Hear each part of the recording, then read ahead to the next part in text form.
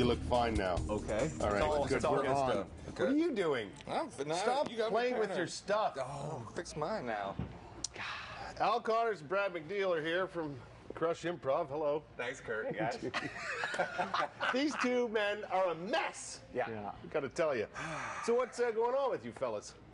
Not a whole lot. It's a bit of a quiet October. The real story is I spilled coffee on myself right before the cameras came on. Yeah. But, it's all over you. It sort of makes sense since we were booked here initially to promote a fundraiser that now isn't happening. But It's not a fundraiser at all. we just missed you, Kurt.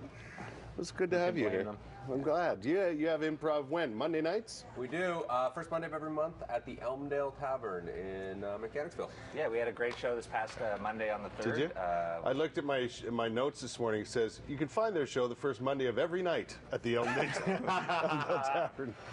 Every night that has a Monday and is also the first Monday. At the Elmdale? Is that where you have it? Absolutely. Yeah, what happens? The shows are pay what you can, so it's just a by donation. We suggest a $5 donation if you like to come out and have a good time. We'd rather have people at the show than decide not to go because I don't want to pay any money. So not much sense having a show then. Well, yeah. And our Monday show, it's a 3-on-3 competitive format, or a kind of mock competitive format, where we run them through a series of games and they earn points. And the points they get in the first half equal the minutes they get on stage in the second half.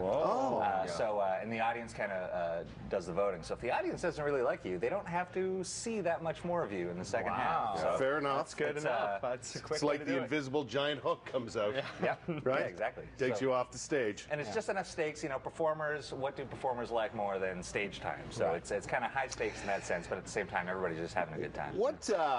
How do you define improv? Like, what would just, if someone said, what is improv? It comes, you can get really philosophical on it. It really comes down to just saying yes. We spend a lot of time in our lives doing everything we can to say no. So when we're on stage, our only job is to say yes to whatever comes to us and stick with it. Ideally, it's going to be funny. It seems to bring people back more, but yeah. Do you like improv? I love it, and you can't.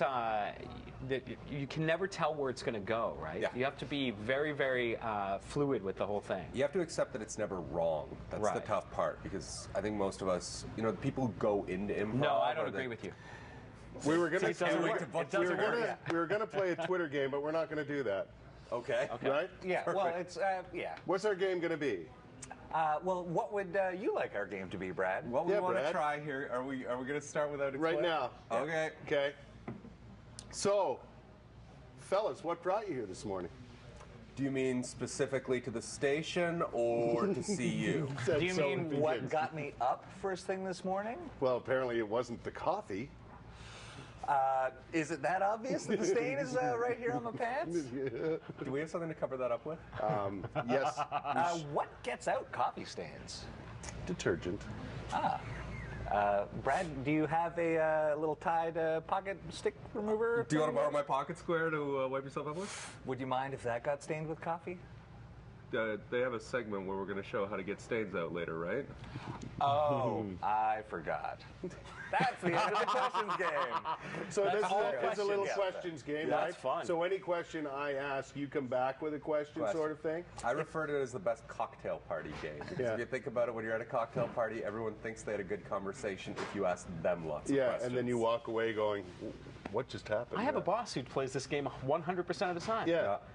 What did you think of your show today? Yeah. Beware of that game. With the question game. Yes. And there are other things you can do. We were talking about the Twitter game. So if we were playing that game, I would just read something off my Twitter feed. Ooh, I like that. And start a conversation, right? Yeah, it's a 21st century take on a game called Actor's Nightmare. And the way that game works is usually one player would have a script and they can only read lines from that script, while the other improvisers have to, not knowing what those lines are, have to justify and try and make a story out of these seemingly random lines. But instead of using a script, what we do is we get somebody's Twitter feed from the audience, and then the player's on stage with a smartphone, and they can only read the tweets that person has posted. And the other players have to try and make a story and make a scene out of it. So we're still waiting for the day that somebody figures out that we're reading it live, because technically they could just start tweeting rude stuff, and we would be obligated to read it as they go. We got to go, fellas. Crushimprov.com. Thomas website, right? You got it. Every first Monday of every month at the Elmdale Tavern. We should do that.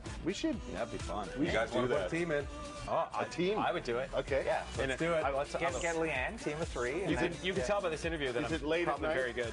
Like 8 o'clock. Is there drinking? Yeah, we could start at that noon happen? for you, Grant. Okay, we're there. 7:53.